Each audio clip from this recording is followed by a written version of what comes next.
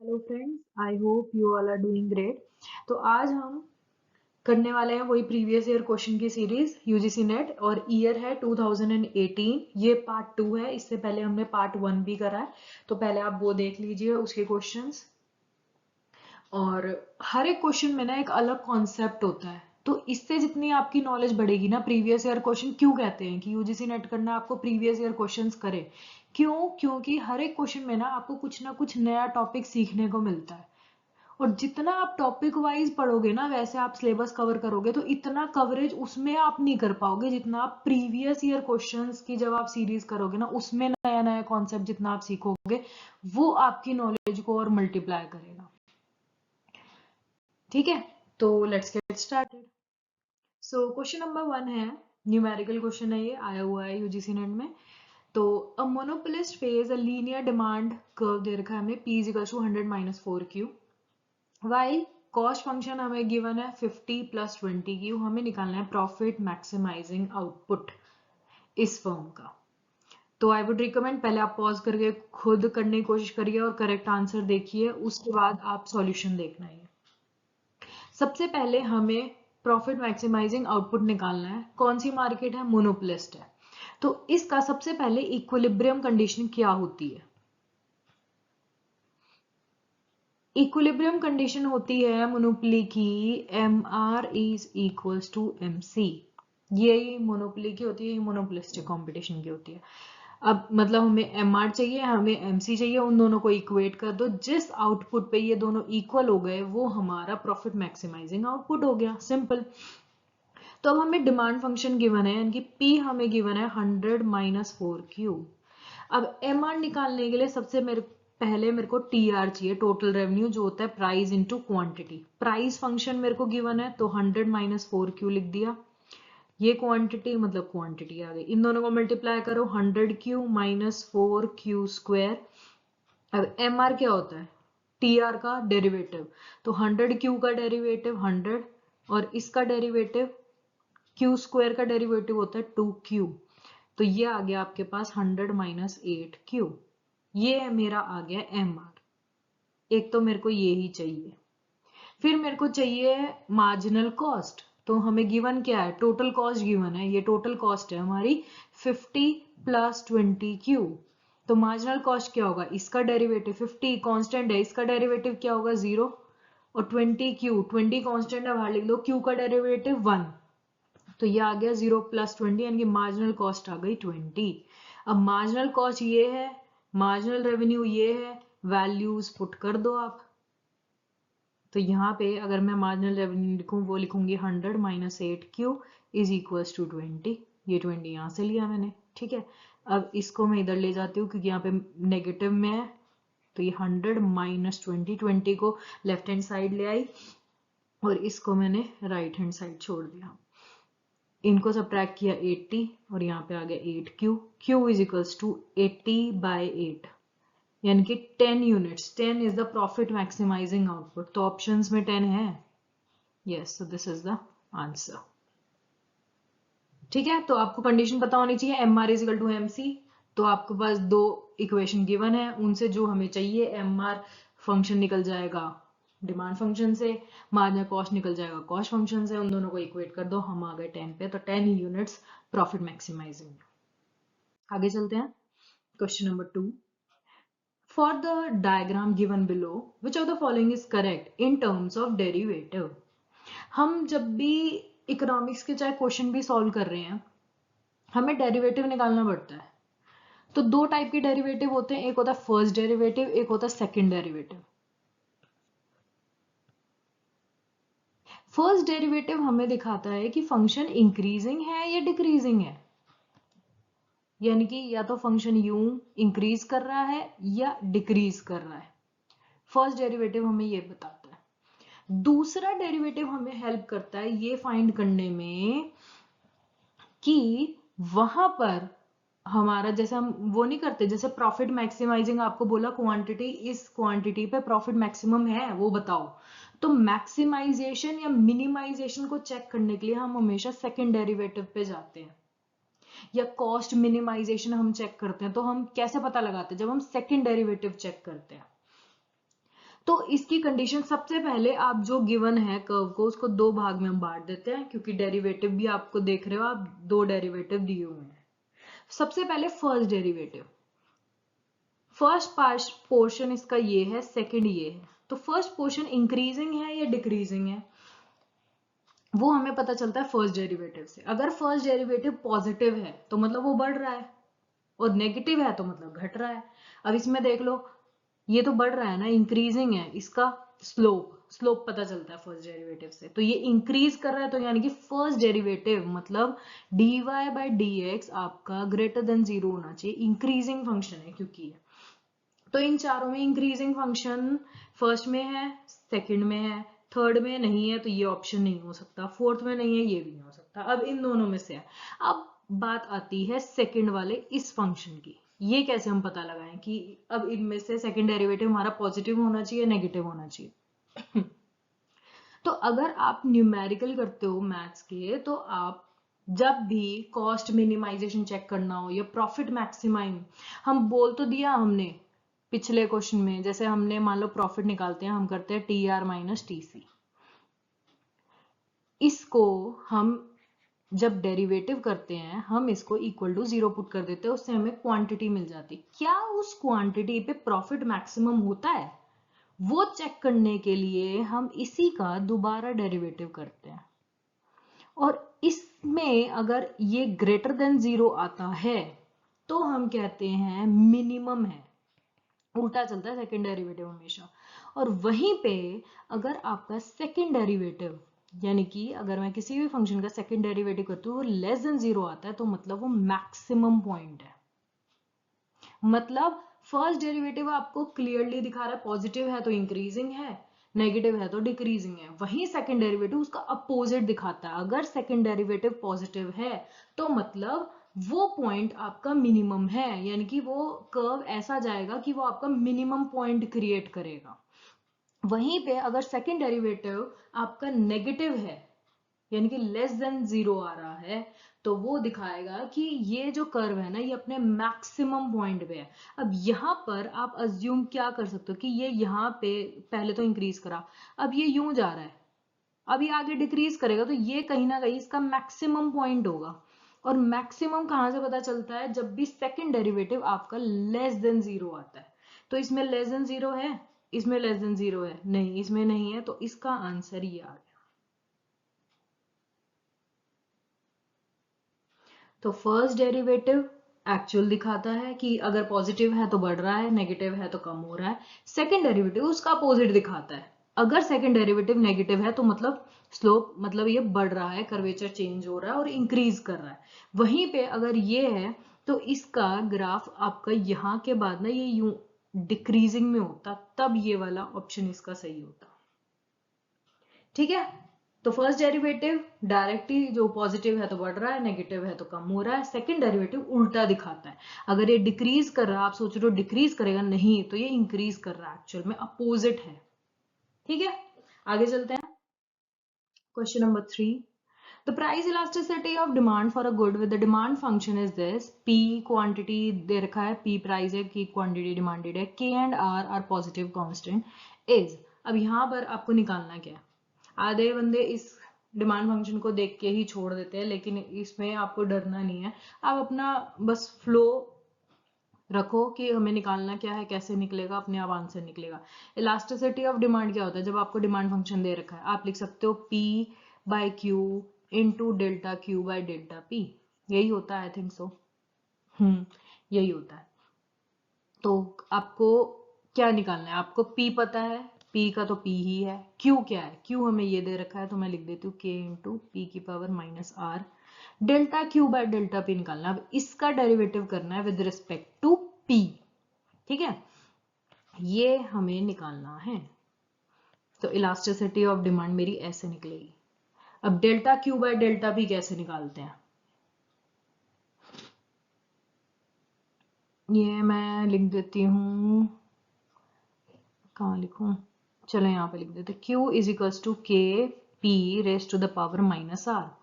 अब मेरे को करना है delta Q by delta P, यानी कि P के रिस्पेक्ट में करना है। तो K तो मेरा कांस्टेंट है, वो तो मैंने अलग रख लिया, P raise to the power minus R, जब भी पावर का क्वेश्चन होना सबसे पहले पावर को ही आगे लिख दो, ठीक है, फिर उस चीज का पावर एक कम कर दो क्योंकि हमने एक लिख चुके हैं हम आगे। ये होता है डेरिवेटिव, कुछ भी नहीं है। जो पावर है उसको आगे लिख दो और इस पूरे की पावर को एक कम कर दो, यानी कि ये हुआ।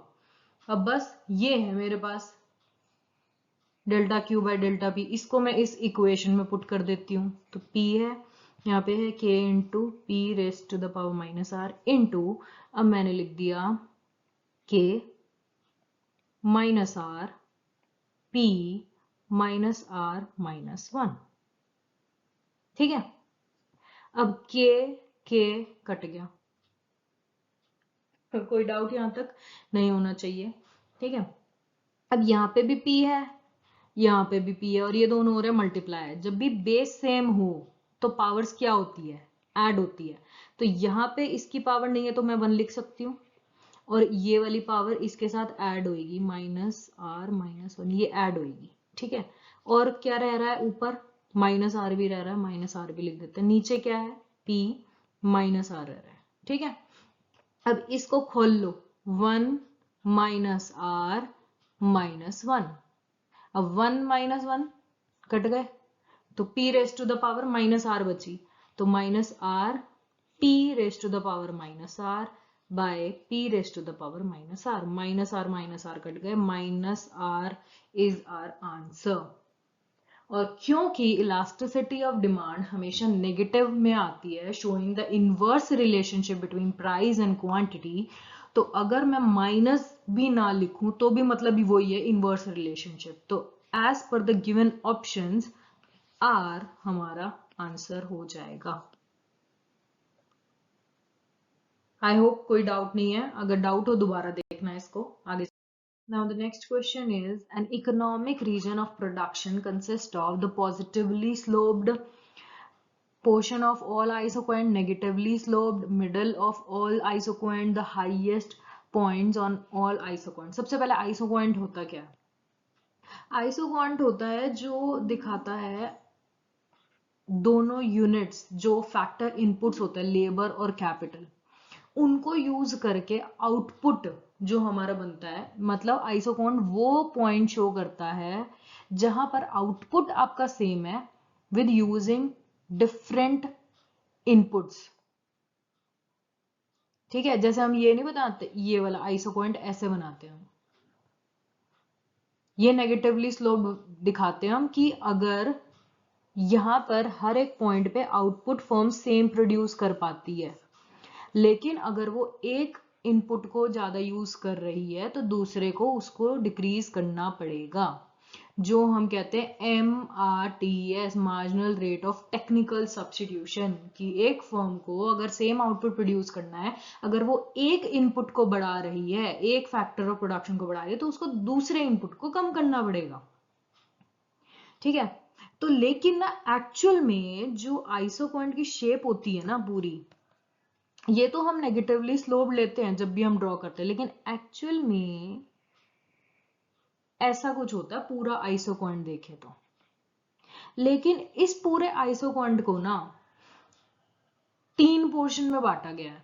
मतलब यहां से आप यूं कर दो, यहां से यूं कर दो, रिज लाइंस का अगर आपने कॉन्सेप्ट पढ़ा हो तो 2 रीजन में बट जाता है। ये जो मिडल का होता है ना पूरा रीजन, ये होता है इकोनॉमिक रीजन, जो कि जिसकी वजह से हम ये नेगेटिवली स्लोप्ड आइसोक्वेंट बनाते हैं। वहीं पे ये जो एरिया है ना, ये वाला, let me draw with this one, और ये वाला, इसे हम कहते हैं नॉन इकोनॉमिक रीजन।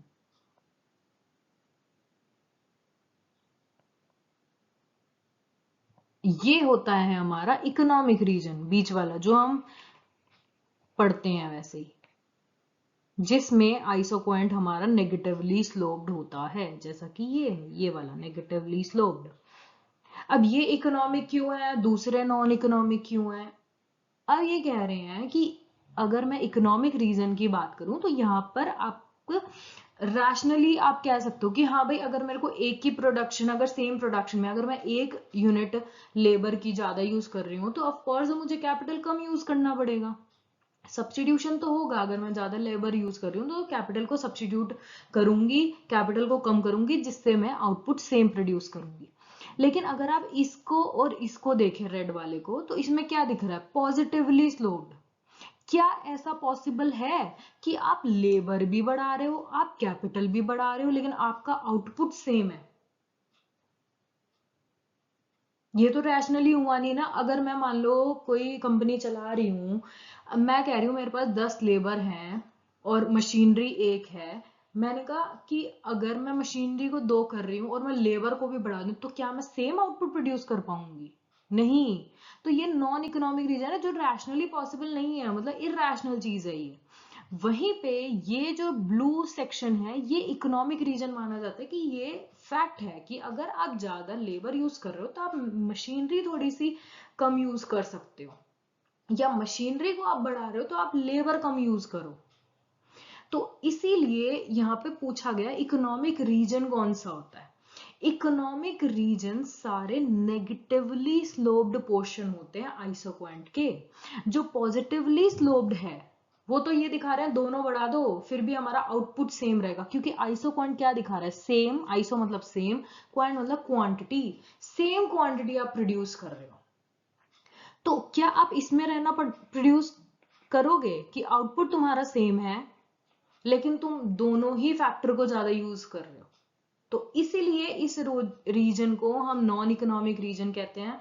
और जो नेगेटिवली स्लोप दिखा रहा है इसको हम कहते हैं इकोनॉमिक रीजन और आइसोक्वांट। इसलिए हम जब भी फर्स्टली आप लोगों को सिखाया जाता है तो आप नेगेटिवली स्लोप्ड ही बनाते हो, to show the substitution of capital in labour while producing same units of output.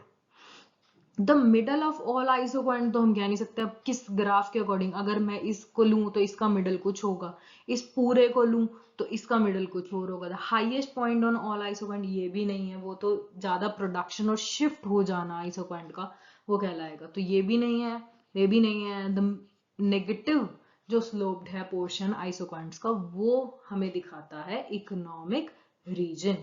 और ये जो मैंने 2 लाइंस बनाई ना इनको रिज लाइंस कहते हैं। ये डिफाइन करती हैं कि इसके बीच का एरिया हमारा इकोनॉमिक रीजन है और बाहर का हमारा नॉन इकोनॉमिक रीजन है। इसके बारे में अगर कोई भी डाउट हो आप खुद गूगल सर्च करें, थोड़ा सा और खुद भी मेहनत करें और अपने कॉन्सेप्ट्स को, जितना पर्सन अपने आप खुद के अंदर आपके पास क्वेश्चन आएंगे और आप खुद सर्च करके करोगे उससे और ज्यादा आपकी जो नॉलेज है ना वो सस्टेन करेंगी। कि चलो मैंने इंट्रोड्यूस कर दिया रिज लाइंस क्या होती है और ये ऐसा क्यों होता है, इसके बारे में आप खुद भी सर्च करो, आपको और ज्यादा पता चलेगा। ठीक है, आगे चलते हैं। Question number 5, which among the following is or are correct for the Keynesian model? Keynesian model के हिसाब से कौन सी चीज इसमें सही है? It assume full employment of resources. अगर आपने केन्शियन और क्लासिकल की मेरी वीडियो देखी है तो आप ये क्वेश्चन आराम से कर दोगे। केन्शियन हमेशा कहते थे there is always unemployment in the economy, कभी भी फुल एम्प्लॉयमेंट नहीं हो सकती। ये जो कॉन्सेप्ट है ना फुल एम्प्लॉयमेंट का ये क्लासिकल्स ने दिया था। क्लासिकल्स कहते थे कि हमेशा इकोनॉमी फुल एम्प्लॉयमेंट में ही रहेगी, अगर कोई भी डेविएशन आती है वो फिर हो जाएगी। तो ये नहीं, गलत है। It ignores the money market. क्या केन्शियन मॉडल मनी मार्केट को इग्नोर करता है? नहीं, केन्शियन मार्केट दोनों को लेता है, मनी मार्केट को भी कैपिटल मार्केट को भी। तो ये भी सॉरी, मनी मार्केट को भी और गुड्स मार्केट को भी। तो मनी मार्केट को इग्नोर कर देना गलत हो गया बिल्कुल।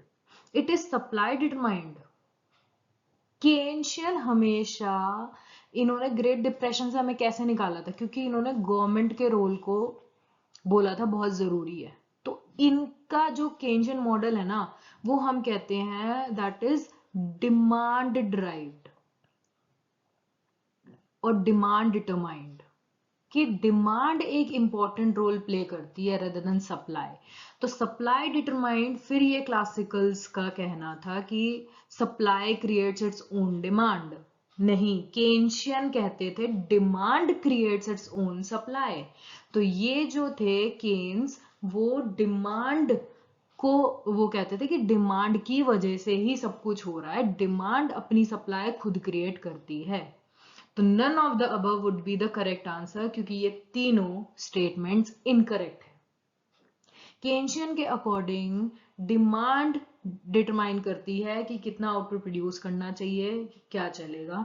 केन्शियन मॉडल में मनी मार्केट, गुड्स मार्केट दोनों को लिया गया है, और केन्शियन मार्केट या केन्शियन मॉडल हमेशा अज्यूम करते हैं there is always unemployment in the economy.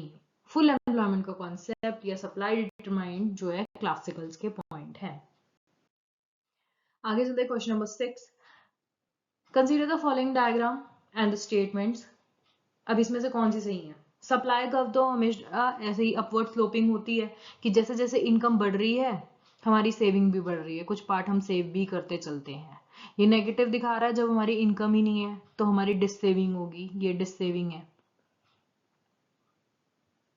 तो अब ये कह रहा है saving is positively relative to income. Yes, वो तो दिख ही रहा है, अपवर्ड स्लोपिंग है। या वैसे भी आप देखो तो जितनी आपकी इनकम बढ़ती है उतनी ज्यादा आपकी सेविंग बढ़ती है। MPS is positive but less than 0। क्या ये सही है? हाँ जी, ये भी सही है, क्योंकि हम पढ़ते नहीं MPC plus MPS is equals to 1, दोनों का सम 1 होता है। तो एमपीसी और एमपीएस चाहे दोनों को देख लो, दोनों मार्जिनल प्रोपेंसिटी टू सेव 0 और 1 के बीच में ही लाई करेगी। या तो आप सेविंग करोगे ही नहीं, 0 है, या आप पूरी सेविंग कर दोगे।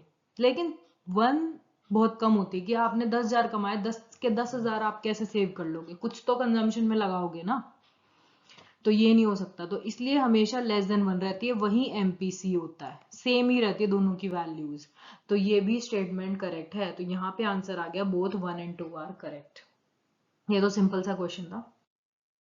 सो थैंक यू, आज के लिए इतना ही। अगर कोई भी डाउट हो please use comment section and have a great day. Bye bye.